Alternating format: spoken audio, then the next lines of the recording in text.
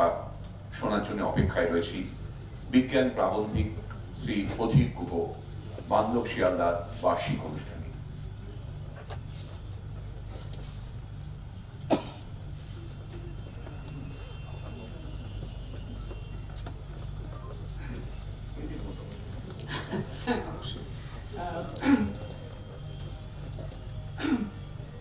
প্রণব মহারাজ,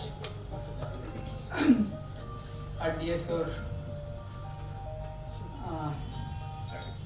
director তো হ্যাঁ শুনেছিলাম, কিন্তু আমি একটা নিন্দাসূচক বিশেষণ ব্যবহার করে বলতে চাই যে উনি একজন আমলা। কিন্তু আপনি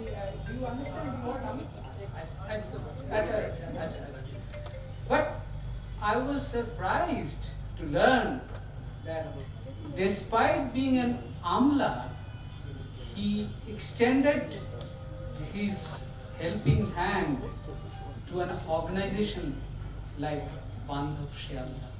সেজন্য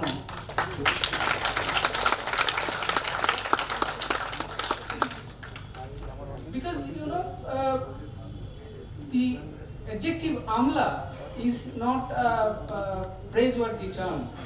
It's rather a derogatory term, which is why I said so. তো আপনাকেও আমার প্রণাম। আর সামনে মাইক নিয়ে কথা বলতে গেলে তো আমার কথা শেষ হয় না, সেই জন্য তোমরা যারা আছো আর কি, আমরা ছোট তোমাদের মতো যারা ছোট ছোট, তারা জেনে রাখো যে বাড়িতে যখন আমি কথা বলতে যাই তখন তোমাদেরই বয়সী, তোমাদের চেয়ে একটু বেশি বয়সী আমার একটি ছেলে আছে, সে আমাকে দূর থেকে বলতে থাকে অডিওটা অফ। আমিও তোমাদের হয়তো বোরই করব কিছু কথা বলে, কিন্তু এই ধরনের অনুষ্ঠানে এক্স্যাক্টলি এই ধরনের অনুষ্ঠান নয়, এরকম ফিলান্থ্রপিক অর্গানাইজেশনে আমাকে কমই ডাকা হয়। আমি ডাকলেই যে দৌড়ে যাই সে বিষয়ে কোনো সন্দেহ নেই, কিন্তু আমাকে বেশিরভাগ ডাকা হয় স্কুল এবং কলেজের ক্ষেত্রে। 50 বছর পূর্তি বা 75 বছর পূর্তি, সেখানে আমি একটা বলে থাকি, তারই কিছুটা বলছি আর কি তোমাদেরকে। সেটা হচ্ছে যে আমার একটা জিনিস খারাপ লাগলো, যেটা খারাপ লাগলো সেটা তোমাদের আমি বলি যে সম্প্রতি অমর্ত্য সেন একটা বই লিখেছেন, তোমরা বোধহয় বইটার নাম শুনেছো, অন্তত না পড়া হলেও। বইটার নাম হচ্ছে ফাস্ট বয়ের দেশ। তো আমাদের দেশে হয়তো তৃতীয় বিশ্বের দেশ বলেই, আমি অন্তত ব্যক্তিগতভাবে মনে করি, আমরা চিন্তা এবং অগ্রগতির দিক থেকে আমাদের অনেক মোবাইল হয়েছে, আমাদের অনেক টাকা হয়েছে, গাড়ি হয়েছে, বাড়ি হয়েছে, কিন্তু যে ধরনের চিন্তা এবং চেতনাকে অগ্রগতির মাপকাঠি ধরা হয়, অন্তত টেকনোলজিক্যাল প্রগ্রেস বলা হয়, সেখানে আমি মনে করি যে আমরা এখনো তৃতীয় বিশ্বের দেশ। তো এই তৃতীয় বিশ্বের দেশে এই একটা রোগ থাকে যে ফার্স্ট যে না হয় সে পড়াশোনা করে না। এটা কিন্তু আমি মনে করি না। ওই অমর্ত্য সেনের ওই বইটাতে এই কথাই বলা হয়েছে যে আমাদের দেশে ফার্স্ট বয়কে যত গুরুত্ব দেওয়া হয়, সেকেন্ড বয়কে তত গুরুত্ব দেওয়া হয় না।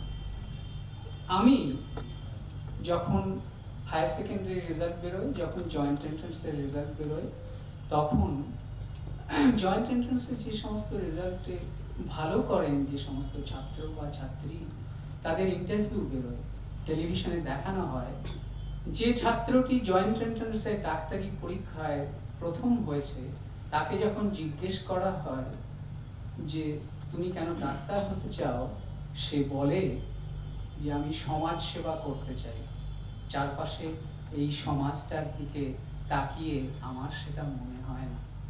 আমার মনে হয় যে ছেলেটি, আমার অপরাধ মার্জনা করো বাবারা, মায়েরা, আমার মনে হয় ছেলেটি মিথ্যে কথা বলছে। ছেলেটির বলা উচিত ছিল আমি সমাজে একজন প্রতিষ্ঠিত মানুষ হতে চাই, আমি সমাজে একজন বড়লোক হতে চাই, এর মধ্যে কোনো অন্যায় নেই, এই চাওয়ার মধ্যে কোনো অন্যায় নেই। কিন্তু অন্যায়টা আছে এই মিথ্যে কথাটা বলার জন্য যে আমি সমাজের সেবা করতে চাই। যদি সমাজের সেবা করার লক্ষ্যটাই ডাক্তারি পড়ার জন্য একমাত্র প্রেরণা হয়ে থাকতো, তাহলে অ্যাপোলো ক্লিনিক্যালসের ঘটনা ঘটতো না। আমাদের দেশেই হয়তোবা তৃতীয় বিশ্বের দেশ বলেই এই মিথ্যাচার চলে। আমরা বাহুবাদী জয়েন্ট এন্ট্রান্সের ফার্স্ট বয়কে, আমরা বাহুবাদী আইআইটি এন্ট্রান্স পরীক্ষায় ফার্স্ট বয়কে। আমরা এটা ভুলে যাই যে আমরা সেই সমস্ত স্কুলকে প্রশংসা করি এই জন্য যে সেখান থেকে কটি ছেলে আইআইটি পরীক্ষায় এন্ট্রান্সে সুযোগ পেয়েছে। তারপর তারা সমাজের, তারা আমাদের মতো গরিব মানুষের কোন উপকারে লাগে সেটা আমরা খতিয়ে দেখি না। আমাকে মাফ করো, আমি হয়তো বিষোদ্গার করলাম, কিন্তু আমার চুলের রং সাদা হয়েছে তো অনেকটা দেখেছি, তাই কোনো প্রলোভনে, কোনো সুষ্ঠু সুন্দর বাক্যে আর মন আমার ভোলে না। কিঞ্চিত সময় পূর্বে আমি যেটা শুনলাম, তোমরা যারা বিজ্ঞান পড়তে চাও তারা হাত তোলো। তাদের অনেকেই, আমি লক্ষ্য করে দেখছিলাম, তোমরা প্রায় সকলেই বিজ্ঞান পড়তে চাও। কেউ সাহিত্য পড়তে চাও না, কেউ ইতিহাস পড়তে চাও না। আমাকে নরেন্দ্রপুর রামকৃষ্ণ মিশনের একজন ইংরেজি শিক্ষক, অবসরপ্রাপ্ত ইংরেজি শিক্ষক বলেছিলেন, গায়ে কাটা দিয়েছিল, আমার ঘৃণা হয়েছিল এই সমাজটার প্রতি। পথিক বাবু, আমি যে সাবজেক্টটা পড়াই, বাবা মায়েরা এবং নরেন্দ্রপুর রামকৃষ্ণ মিশন সেটাকে কোনো সাবজেক্ট বলে মনে করে না। নরেন্দ্রপুর রামকৃষ্ণ মিশনে, সাউথ পয়েন্টে, গার্ডেন হাই স্কুলে গার্জিয়ানরা ছেলে মেয়েদের পাঠান শুধু আইআইটি পরীক্ষায় পাশ করার জন্য, আইআইটি পরীক্ষায় সিলেক্টেড হওয়ার জন্য, আর ডাক্তারি পরীক্ষায় প্রথম হওয়ার জন্য। এই ভুল করো না বাবা। বিজ্ঞান অনেকেই পড়ে, খুব ভালো রেজাল্টও করে, আইআইটি এন্ট্রান্স পরীক্ষায় পাশও করে। তারা কেউ বান্ধব শিয়ালদার সদস্য হয় না, তারা কেউ বান্ধব শিয়ালদাকে একটা টাকা দিয়েও সাহায্য করে না। তাই জয়ন্তবাবু যেটা বললেন সেটা মনে রেখো, এই দাদা যেটা বললেন সেটা মনে রেখো। তাহলেই আমার মতো একজন সমাজের প্রান্তিক মানুষ তোমাদেরকে দেখে হয়তো খুশি হতে পারবো। আমার দরকার নেই সেরকম বিজ্ঞানের ফার্স্ট ক্লাস ফার্স্টে, আমার দরকার নেই সেরকম আইআইটি এন্ট্রান্স পরীক্ষায় প্রথম হওয়া ছাত্রের, আমার দরকার নেই সেই ছেলেটিকে, যে ছেলেটি ইন্টারভিউর ক্ষেত্রে, কেবলমাত্র ইন্টারভিউর ক্ষেত্রেই বলে থাকে যে আমি ডাক্তার হতে চাই সমাজের সেবা করার জন্য, আর মনে মনে ভাবে যে কত দ্রুত আমার ভিজিট 1000 টাকা হবে, আমি কত দ্রুত অ্যাপোলো ক্লিনিক্যালসের চেস্ট ডিপার্টমেন্টের হেড অফ দি ডিপার্টমেন্ট হতে পারবো। আমার দরকার নেই সেরকম একজন ভারতীয় নাগরিকের, আমার দরকার নেই। আমার কাছে অনেক প্রিয় একজন বাংলা সাহিত্যের অধ্যাপক, আমার কাছে অনেক প্রিয় এমন একজন শিক্ষক।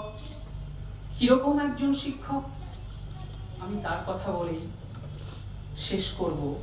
শুধু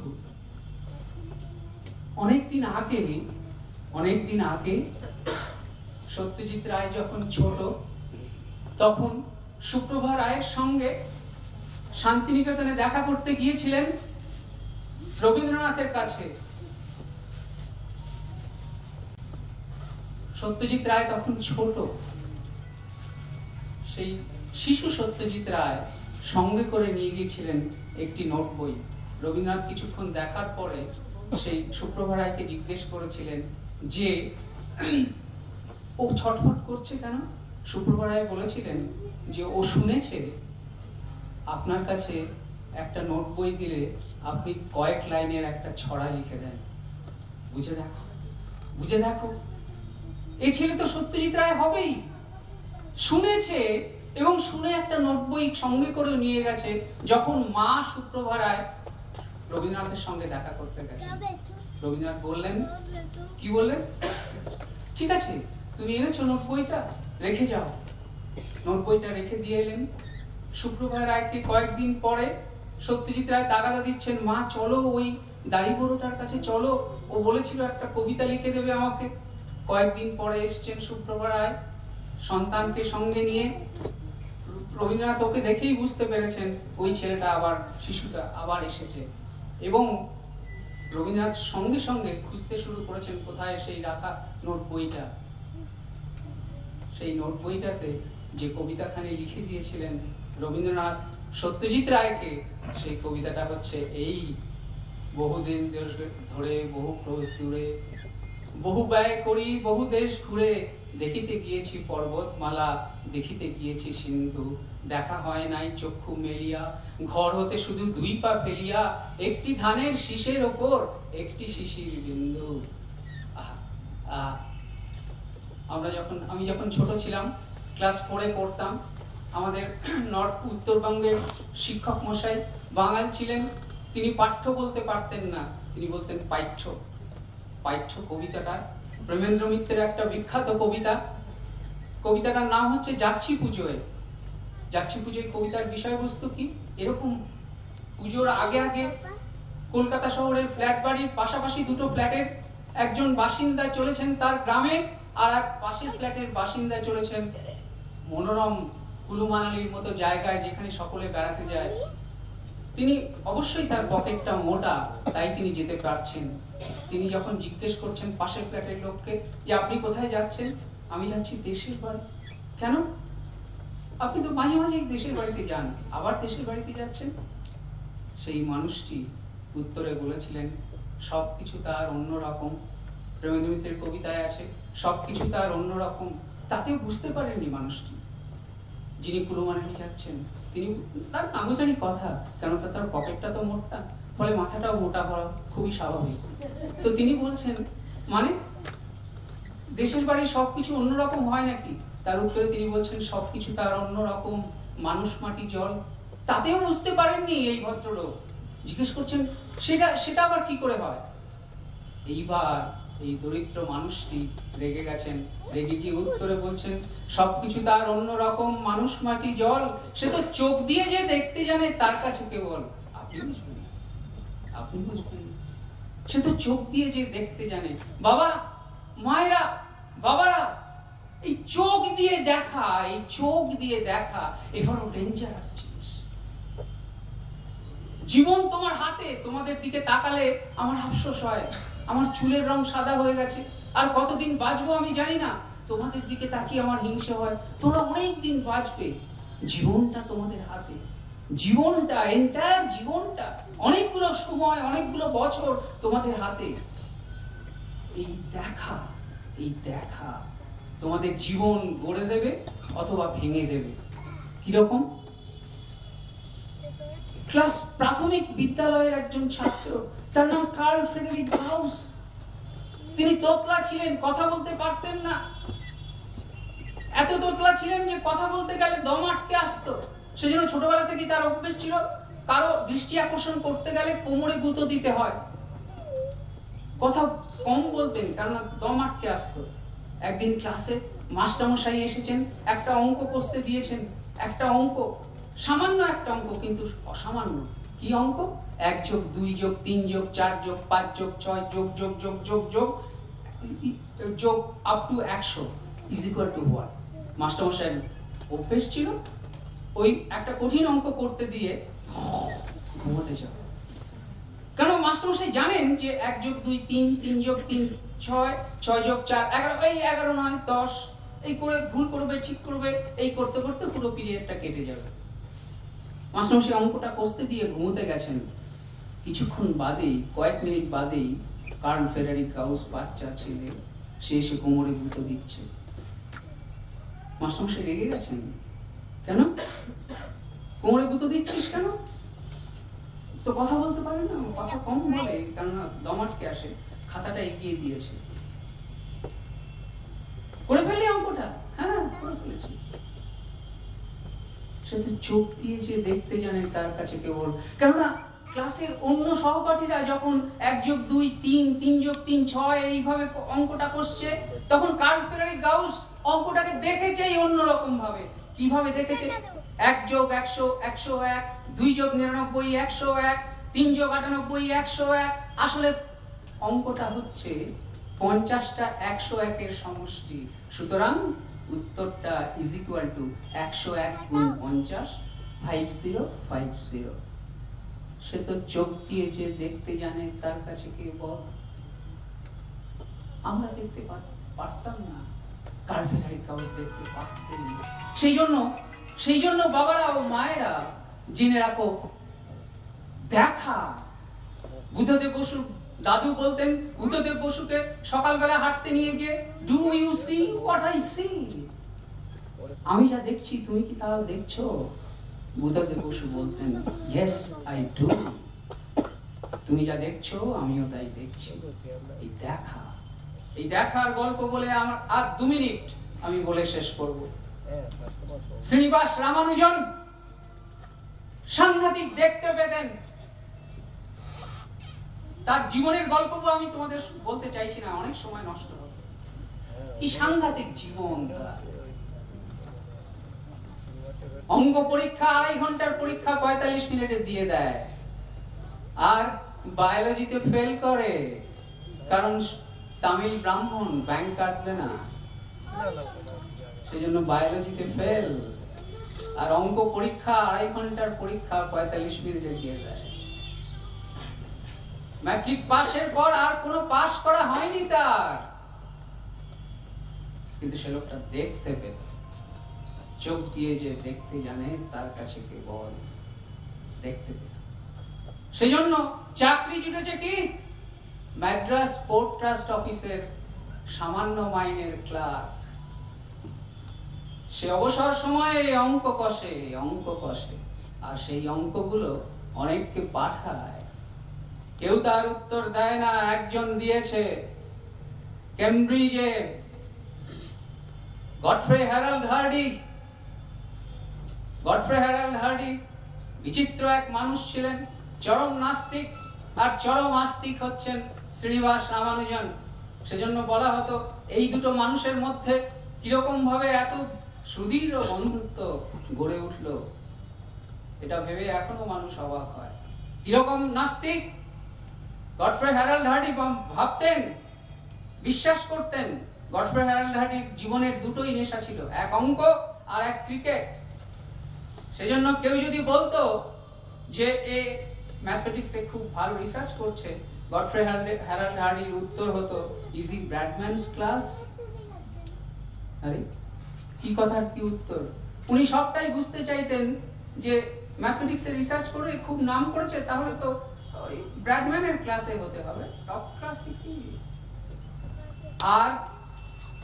আর ঈশ্বরের সঙ্গে এমন সম্পর্ক ছিল গডফ্রে হ্যারাল্ড হার্ডির, প্রচন্ড নেশা ছিল ক্রিকেট নিয়ে। সেজন্য খুঁটিয়ে পড়তেন কাউন্টি ক্রিকেটের স্কোরও, কাউন্টি ক্রিকেট প্রায় পাড়া ক্রিকেটের মতো করে আর কি। বিয়ে থা করেননি, বোনের সঙ্গে থাকতেন। বোনকে বলে দিয়েছিলেন, যেদিন আমি মারা যাব সেদিনও আমি যখন কাগজ করতে পারবো না লন্ডন টাইমসে, আমাকে কাউন্টি ক্রিকেটের স্কোরটা পড়ে শোনাবি, যেন ওটা শুনতে শুনতে আমি মারা যাই। তো Godfrey Harold Hardy county cricket খেলা দেখতে যেতেন কেমব্রিজের ক্লাসের অধ্যাপনা সেরে। দিন খটখটে, গডফ্রে হ্যারাল্ড হার্ডির বগলে থাকতো একটা ছাতা। লোকে জিজ্ঞেস করতো, দিন এরকম খটখটে, আপনার বগলে ছাতা কেন? গডফ্রে হ্যারাল্ড হার্ডি তার উত্তরে বলতেন, ওই যে ওপরে যে লোকটা আছে ওর সঙ্গে আমার শত্রুতা, আমি যদি ছাতাটা না নিয়ে যাই তাহলে লোকটা বৃষ্টি দেবে। লোকে বলতো যে এই লোকটা নাস্তিক না আস্তিক, ও বিশ্বাস করে বসে আছে, ওপরে কেউ ওপরে ওর সঙ্গে শত্রুতা করার জন্য বসে আছে, তাহলে এই লোকটা নাস্তিক না আস্তিক? সেই লোকের সঙ্গে চরম আস্তিক রামানুজন বিশ্বাস করতেন যে ওর যে ম্যাথমেটিক্যাল ফর্মুলাগুলো সেগুলো ওকে সব নামাক্কাল স্বপ্নে দিয়ে যান। এই রামানুজন অসুস্থ হয়ে হসপিটালে ভর্তি, ব্রঙ্কনিউমোনিয়া হয়েছে, জ্বরের ঘোরে প্রলাপ বকছেন। সেখানে রামানুজনকে দেখতে গেছেন গডফ্রে হ্যারাল্ড হার্ডি, ঘরে ঢুকে বলছেন, রামানুজন আমি একটা ট্যাক্সি করে এসেছি, ট্যাক্সির নাম্বারটা 1729, ইটস আ ডাল নাম্বার। আমার মেজাজটা পিছড়ে গেছে। 1729, আরে তোর কোনো কাজ নেই নাকি রে? আমরা ট্যাক্সির নম্বরের দিকে তাকিয়ে দেখি নাকি আমাদের কোনো নম্বর দেখলে মন ভালো হয়, মন খারাপ হয়? ট্যাক্সির নম্বর তো ট্যাক্সির নম্বর। কিন্তু গডফ্রে হ্যারাল্ড হার্ডি বলছেন ওই রামানুজনকে যে জ্বরের ঘরে প্রলাপ বকছে, সে লোকটাকে বলেছেন, রামানুজন আমি একটা ট্যাক্সি করে এলাম, ট্যাক্সির নম্বর হচ্ছে 1729, আমার মেজাজটা, ইটস এ ডাল নাম্বার, আমার মেজাজটা খারাপ হয়ে গেছে। আর যে লোকটার জ্বরের ঘরে প্রলাপ বকছে, শ্রীনিবাস রামানুজন যার নাম, সে লোকটা বলছে গডফ্রে হ্যারাল্ড হার্ডিকে, no no Hardy, it's a very interesting number, because why? Because 1729 is the smallest number that can be expressed as the sum of two cubes.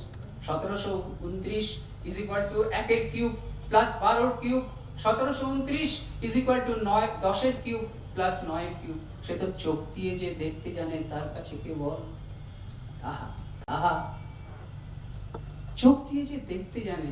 সুতরাং বাবারা ও মায়েরা মনে রাখো, চোখে দেখা। এই রামানুজন সম্পর্কে জীবনে একটা সাংঘাতিক কথা বলেছিলেন গডফ্রে হ্যারাল্ড হার্ডি। 1936 খ্রিস্টাব্দ, হার্ভার্ড ইউনিভার্সিটি তার সেন্টেনারি সেলিব্রেশন, 300 বছর পূর্ণ হয়েছে 1936 খ্রিস্টাব্দে হার্ভার্ড ইউনিভার্সিটি। সেখানে বক্তৃতা দিতে এসেছেন পৃথিবীর সমস্ত পণ্ডিত। 7 দিন ধরে অনুষ্ঠান। এরকম একদিন সন্ধেবেলা রামানুজনের দিন রাত অনুষ্ঠান হয়েছিল, প্রায় মাঝরাতে অনুষ্ঠান শেষ হতো। এরকম একদিন সন্ধেবেলা গডফ্রে হ্যারাল্ড হার্ডির বক্তৃতার সময় ধার্য হয়েছিল। ওই বক্তৃতা মালায় বিভিন্ন পণ্ডিত, কতজন আমি এক্সাক্ট ফিগারটা ভুলে গেছি, বোধহয় 28 জন নোবেল লরিয়েট বক্তৃতা দিয়েছিলেন। তারা বক্তৃতা দিয়েছিলেন কোন কাজের জন্য তারা নোবেল প্রাইজ পেয়েছেন, শুধু বিজ্ঞানের নয়, অর্থনীতি, সাহিত্য। তো গডফ্রে হ্যারাল্ড হার্ডি উঠে বলছেন, ladies and gentlemen, this evening I'm not going to tell you about anything of my life. In fact, I haven't done anything to boast of. আমি জীবনে এমন কিছু, কত বড় পণ্ডিত, বিনয়ের সঙ্গে বলছেন, আমি জীবনে এমন কিছু করিনি। ওই সেই বিখ্যাত উক্তি হার্ডি, আমি জীবনে এমন কিছু করিনি যাতে কোনো যুদ্ধের ভাগ্য নিয়ন্ত্রিত হতে পারে, যাতে কোনো যুদ্ধে জয় পরাজয় নিয়ন্ত্রিত হতে পারে। আমি তো ম্যাথমেটিক্স নিয়ে গবেষণা করি, আর ম্যাথমেটিক্সের সঙ্গে যুদ্ধের কি সম্পর্ক? মিথ্যে কথা। যুদ্ধের সঙ্গে ম্যাথমেটিক্সের সাংঘাতিক সম্পর্ক। কিন্তু হার্ডি বলেছিলেন, I have not done anything worthwhile in my life, but I have done only one thing. কি? হার্ডি বলেছিলেন, I discovered Ramanujan.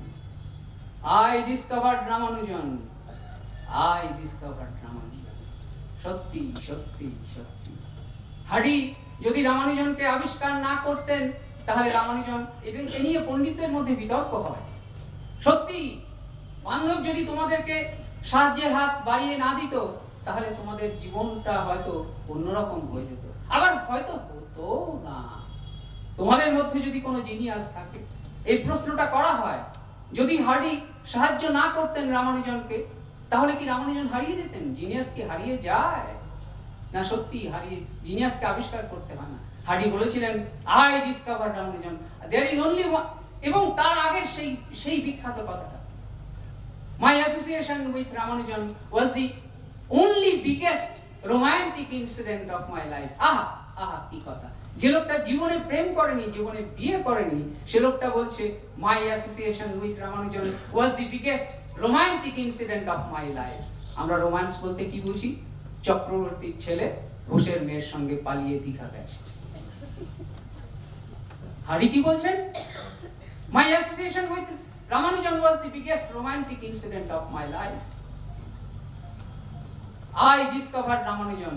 বলেই, অত বড় পণ্ডিত তো, বলেই নিজেকে শুধরে নিয়েছিলেন। ভেবেছিলেন একই কথা আমি বললাম, আমি কি রামানুজনকে ডিসকভার করা? রামানুজন তো জিনিয়াস। তার পরের বাক্যেই সেজন্য সূত্রে নিয়ে বলেছিলেন, I discovered Ramanujan, but I did not invent him. তোমরা ডিসকভারি আর ইনভেনশনের মানে জানো। Columbus discovered America, but JC Bose invented radio. যা ছিল তাকে খুঁজে পাওয়া হচ্ছে ডিসকভারি, যা ছিল না তাকে বানানো হচ্ছে invention. I discovered Ramanujan, but I did not invent him. তারপরের বাক্যটা সাংঘাতিক important. I discovered Ramanujan, but I did not invent him. Like all great men, he invented himself. পৃথিবীতে সমস্ত বড় মানুষ যেভাবে নিজেই নিজেকে তৈরি করেন, রামানুজন সেভাবে নিজেই নিজেকে খুঁজে তৈরি করেছিলেন।